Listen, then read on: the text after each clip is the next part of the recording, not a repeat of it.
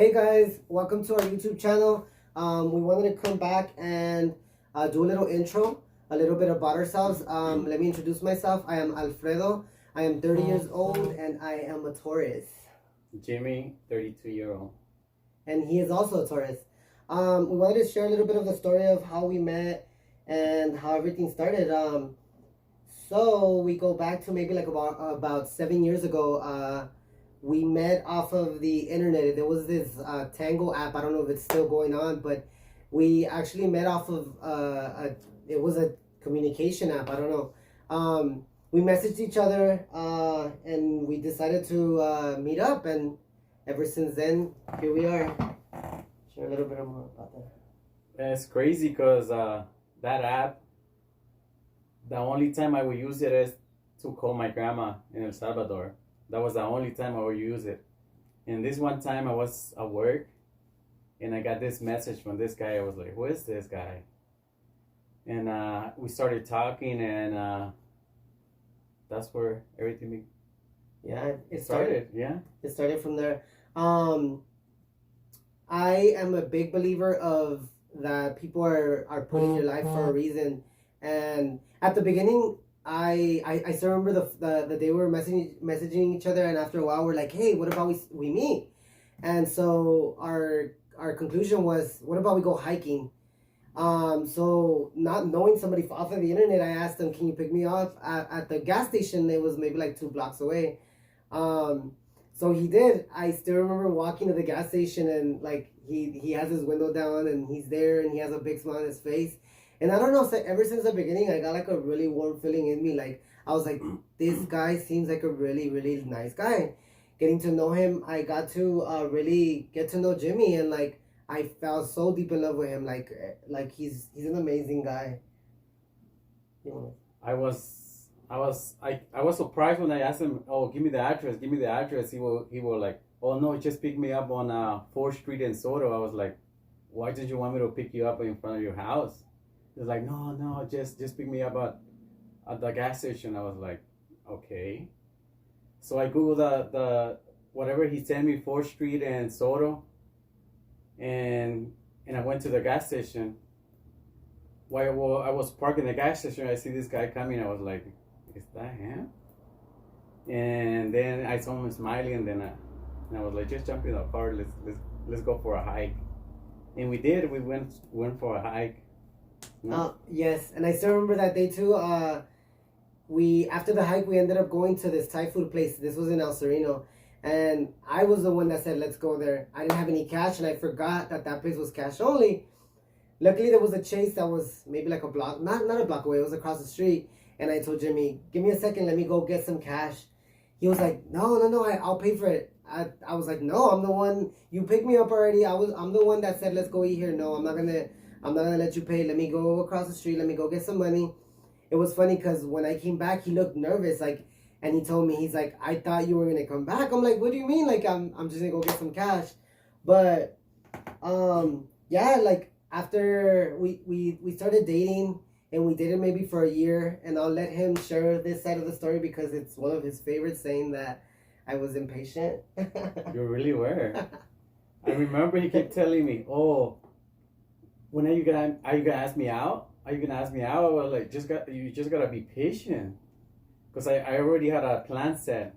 Since his birthday was at April 28th, mine was at 30th, so I wanted it to be something in between when I asked him out. So we planned a trip to San Francisco. In the 28th, that was his birthday. We went to a bar. He got drunk. That's another story we're gonna be sharing. So yeah, the 28th, and then the 30th, I remember we just went to was it like a bridge when I asked you out in front of the beach? In front of the beach, I asked him like, hey, you wanna be my boyfriend? He's like, yeah. And no, it wasn't that. It was in front of the stairs. Oh yeah, it was the stairs. We were walking in San Francisco.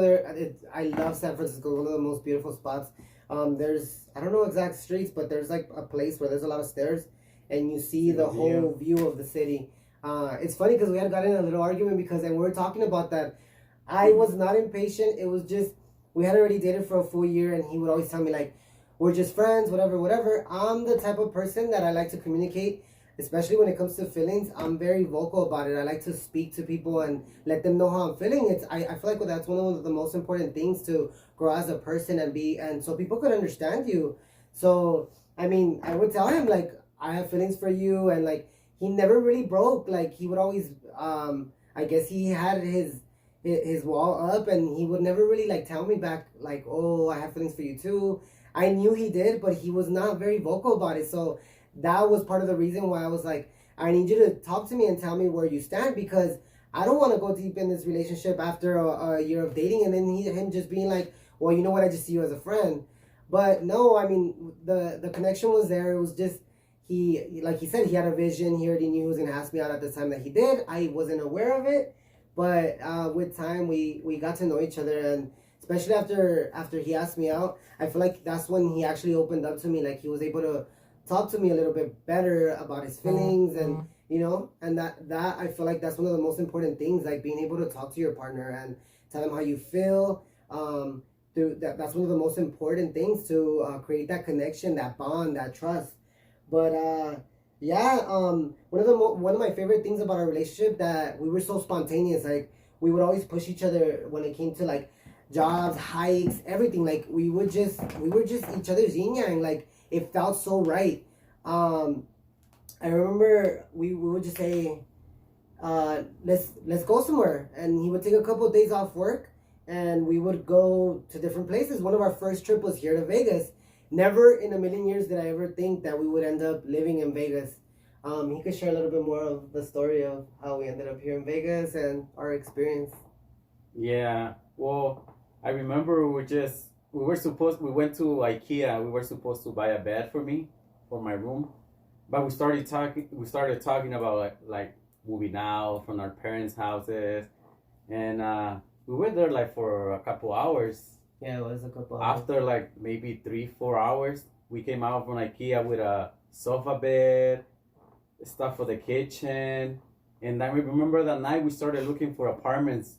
We searched like what's the cheapest places to live in the United States, and I told him, because one of my friends, I remember he used to talk about Vegas. It was so cheap, and I was like, let's look up Vegas, and we started researching, and that's when we got an apartment. No, we got an apartment. It was a 2-bedroom apartment that we were supposed to move in. I remember the Saturday morning we left like maybe 2-3 a.m. We left from LA to come to Vegas because we were supposed to get the apartment that night, Saturday night, like at 8. That's what she said, no, 8. No, it was supposed to be in the morning. We're supposed to be the first ones here in the morning, so I'm not sure if we left Friday or Saturday, but we were supposed to be the first ones in the morning, and we were actually here before the place even opened. Yeah, so we got there to the office I'll say like 7 a.m. We were in the car with all our stuff in both cars packed, and I remember that morning was hot because I think it was like summer. Yeah, I remember it was so hot. August. Yeah, so as soon as the office opened, we came to the office. We want to talk to the lady, and the lady's like, "Oh, I have bad news for you guys." We're like, "What's going on?" She's like, "I don't have the apartment for you guys no more." We were like, "What are you talking about? We give you a deposit." And she's like, "No, but I have to give it to somebody else." I don't remember the reason why she said. Her excuse was because we were from California and she didn't think that we were going to show up. So she gave our apartment the day before without notifying us. She gave our apartment to somebody else. So here we were in Las Vegas with just a dream of, getting our own apartment and moving out, doing something together. And I still remember that feeling of like being unsure and like being we stood in downtown, I think it was for like a week, and we lost hope. Like he was the one that even told me like, I think this wasn't meant. Like we just should go back home already. Like we tried it out for a whole week and we haven't found anything. And it's funny because that day we're actually sitting outside, and it was nearby the apartment complex that we had gotten denied at. We ended up in front of an apartment complex and we didn't even know it. And we were talking about it, and he was just like, I think we should just go back home. I'm like, we already came all this way. I'm like, we packed our stuff. We already moved out of our parents' house. I'm like, we should fight it. Like, we should keep trying. Luckily, we were in front of that apartment complex. We ended up going. We got there. The lady was super nice. We got it was a studio. She gave us the studio, and we literally got the studio right the next morning, like quick and everything. Everything was super easy, and it was a quick transition. And I still remember, just being thankful, like we got that chance, and ever since then, like we've blown up. Like we're here in Vegas, and we're grateful. We've gotten a chance to buy a house out here, so yeah, we've fed off of our relationship. Like we've built something so strong where we fall back on each other, and we've been through a struggle. It wasn't easy, even just getting here.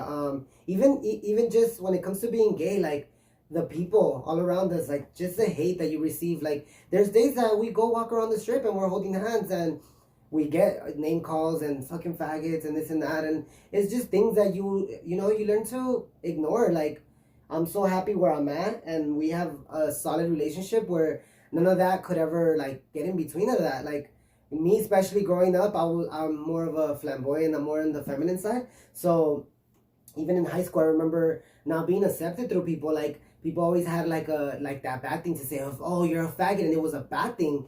But with time, I really got to create that thick skin and accept myself and embrace myself, and that's when I got to share who I was and my story, and the joy that I bring usually to people. So yeah, meeting Jimmy has been one of my favorite things in life. Like here I am, 30 years old.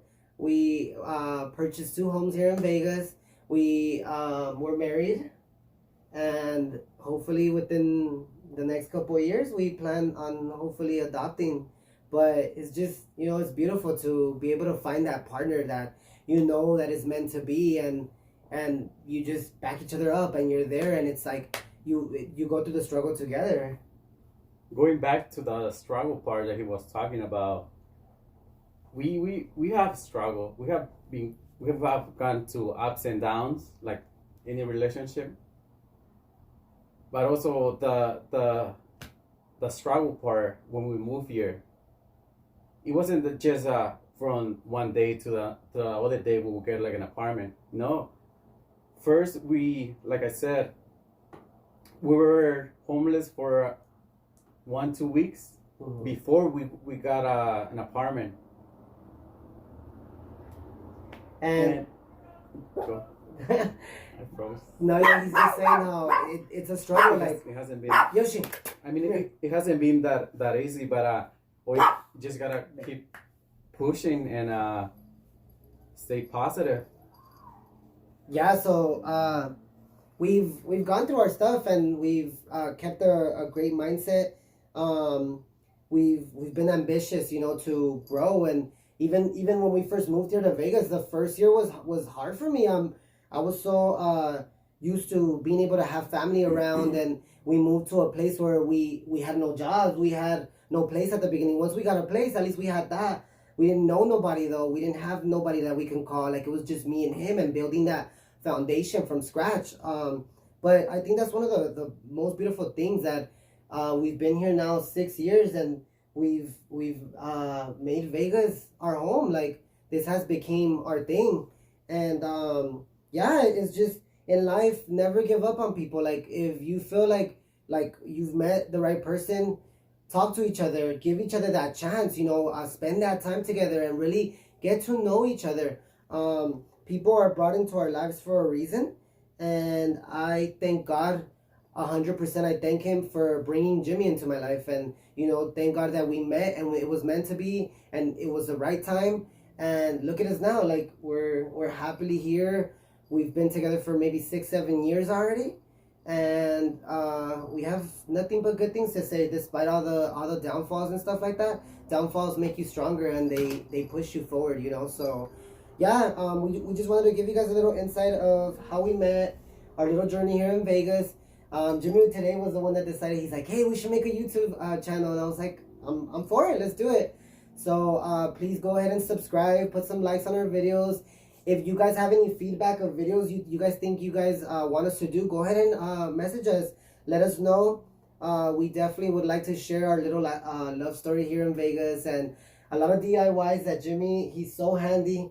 We're going to be showing you guys a lot of the work that he's done around the house and new projects that are coming. We definitely want to share those with you guys. Yeah, so subscribe, put some likes on our videos, please. And if you guys have any questions, send us a message. Or if you guys have any ideas of something that you guys want to get done, maybe we can record a video for you guys so you guys can do it yourself.